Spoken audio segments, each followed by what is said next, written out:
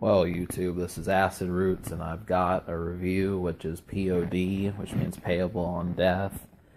And they are a kind of rap rock group that was big around the year 2002. And subsequently, I'm doing this album, which is Satellite. This was their largest album. It went 3 times platinum, had 4 pretty large singles, 2 of which were especially large. And it kind of went in its own path. And what I mean by that is it had more of a light feel to it, more so than self-destructive and kind of pain and that sort of thing. It feels more... Now, obviously, me just getting a hold of this project, from what I've heard of it, I really have yet to listen to them.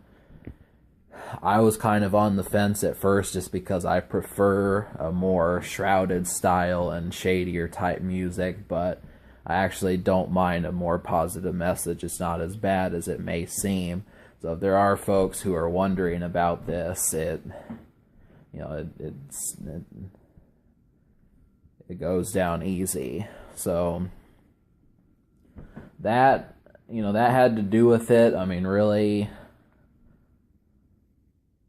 So this album, once again, was their most successful album, but I think I just could not figure out why they did not have as much success in beyond 2003 or so. They dropped an album after this, which went gold, and then they haven't really charted. I mean, they did have, I looked it up, they did have some hits on their 2011 album, but I'm going to have to get used to them even further, because I don't want it to seem like, I don't want to get on the tangent that these guys are one album wonders and their heyday was 2002. It doesn't feel like that, at least not yet. So I am going to review their 2003 album. I also had something else. My real first introduction to them came with the Matrix Reloaded soundtrack. I found that, and they had a single on that movie soundtrack, so I'm going to review that along with it. And that is basically right at home as well. That's very similar to what you're going to find. So the thing about this is they are caught rapping. It's not so much rock as it actually is a rap rock album, and I haven't felt a taste like this since really about Chocolate Starfish or Kid Rock. So I'm glad that they do it. The song Boom reminds me a lot of Rollin', and seeing as it came a year after Chocolate Starfish and the hot dog flavored water, the thing that was that this kind of felt like the rap rock album to own in 2001. Now, obviously, going from 6 times platinum with Chocolate Starfish in 2000 to 3 times platinum with this is kind of the reason why rap rock and nu metal slowed down into 2002. But this kind of feels like one of those albums that was at the center of the genre in '02. So, which I'm glad for. I'm glad that I now know it and I'm aware of it a little bit better. The only song I've really yet to remember hearing on the radio for me is Youth of the Nation. But this was one of their biggest songs, and it reminds me a lot of the Limp Bizkit song. So that's kind of something to that. And so we're going to go through these. Obviously the singles, because I know this album, I can talk about it a bit better.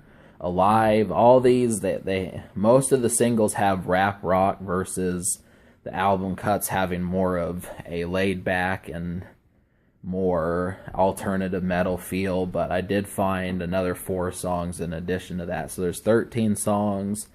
I liked 8 out of 13. But Alive, Boom, and the title track Satellite have the rap rock feel, which is really good. If you've heard the song Rollin' by Limp Bizkit, or if you've heard the song like Ba with the Ba by Kid Rock, something like that, one of those type songs, that is just like it. I'd even go as far to say something like Last Resort by Papa Roach. So that's what that feels like.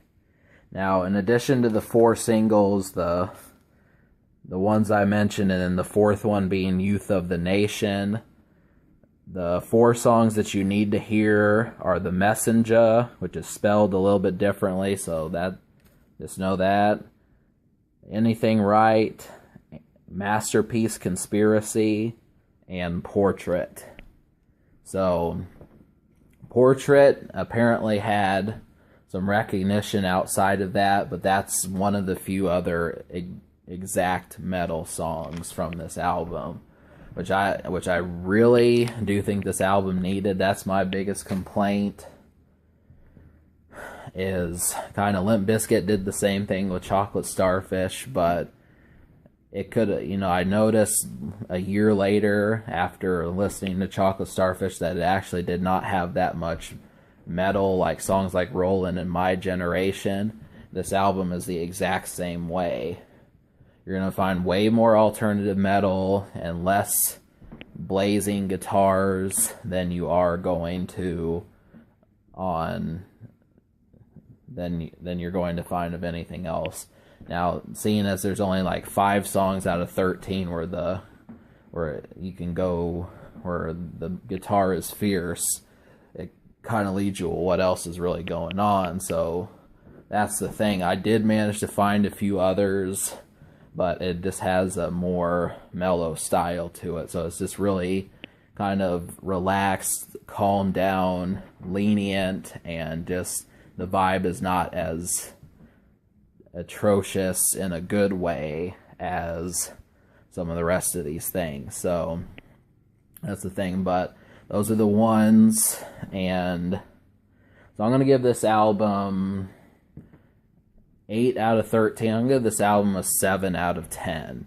I would almost give it a 6.5, but just for the effort that it put in, I'm going to give it a 7. The social score I will give a 7.5 because it did have 4 singles. I guess I could give it an 8, and that means how well it plays around your friends. But the reason why I want to give it a 7.5 social is because it does not have very many album cuts that I think people give a shit about.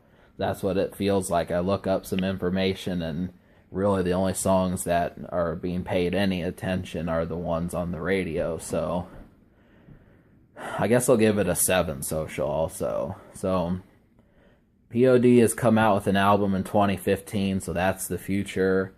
And can this record be topped? I think the answer is yes, it could, but just the fact that they managed to hit radio 4 times, it's kind of a nice disguise, but at the same time, it is a feat also. So they did not do this with any other album, or at least not that I know so far.